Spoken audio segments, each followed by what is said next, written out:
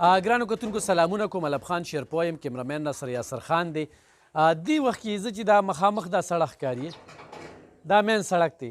دا سړک په لسته ګزه فاصله کې هغه غني خان روډ باندې چې چېرته پمپ دی یا چېرته چې ګراونډ جوړېږي، صالحین ګراونډ چې جوړېږي، نو د هغې نه چې په یو 8 ګزه راشي نو دلته کې دا ګیس پلانټ دی او د ګیس پلانټ په دې محله کې دا یو کور دی خرڅېږي.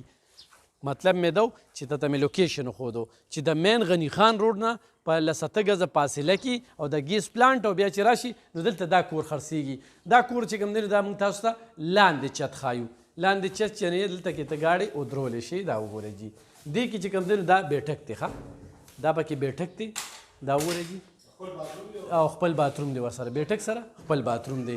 دې خوا چې کوم دی نو دا دویمه غټه کمره ده، دا تاسو وینئ جي، دا پکې دویمه غټه کمره ده او باقاعده بره چې کوم دی نو دا موږ وایو چې به تاسو ته ښه اسانه وي چې په لار کې په ټلیفون هم ستاسو بیه جوړېږي که نه، او دا ورسره باتروم دی.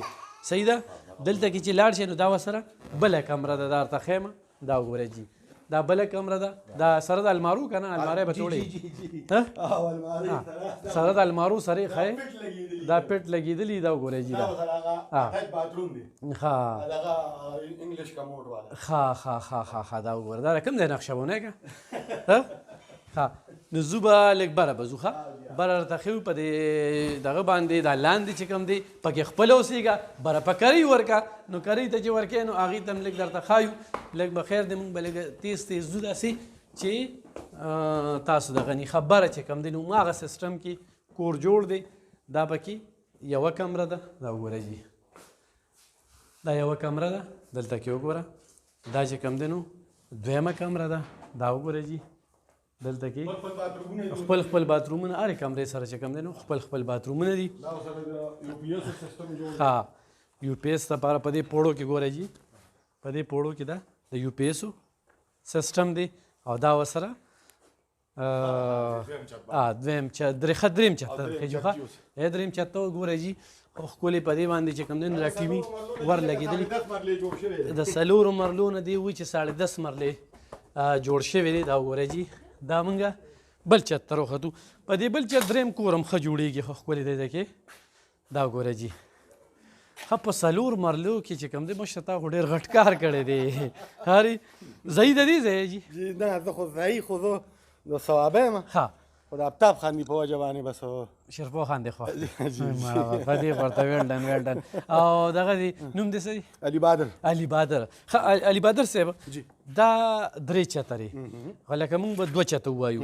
دا دویم چت چې جوړ دی نو په دې باندې لنټر شته؟ دا جي موږ په دې هغې خو ما لرګي ولیدل. په دې باندې موږ دغه واچول د موسم د وجې نختر، هغې باندې لانټر نه خرچه ډېره شوې ده. خو ما کې دا وایي چې یاره دا ژمي کې بیا ګرمي او وړي یخي، نو دا بیا برم پې ماربل وکړو، نو په دغه د لانټر نه خرچه ډېره شوې ده. خو ستا خبره هغه لانټر نه دی، لانټر نه دی، خو چې دلته پیوس بله کمره جوړی نو جوړي برداشت کوي.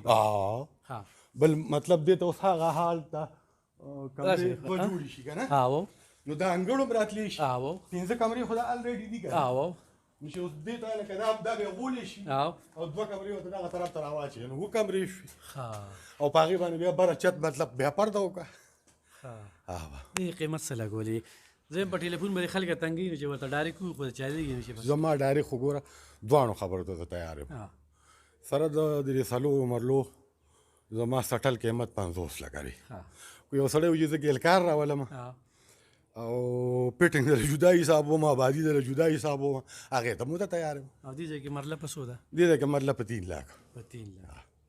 ګرانو کتونکو په دې باندې نمبر دی ایخ په نیغه ورسره رابطه کولی شئ. زیاتې خبرې درسره نه کوو. دغه 3 چته کور چې کوم دی یعنې دې وخت کې 2 چته جوړ دي. دریم چت چې کوم دی نو هغه څنګه چې دی مشهور وي او دا ډېر د سړک د پاسه دی، بالکل د سړک د پاسه غني خان روډ چېرته چې کرکټ ګراونډ جوړېږي، زوړ شانتی پمپ دی، وړوکي شان پمپ دی، زوړ نه دی خو وړوکی پمپ دی هغه دی. نو ملک رضا خان طرف ته چې راځي او یو 10 ګزه راشي نو 10 ګزه کې دلته کې به تا ته په مین روډ باندې د ګیس پلانټ راځي او د ګیس پلانټ سره چې کوم دی نو دا کور دی. مننه.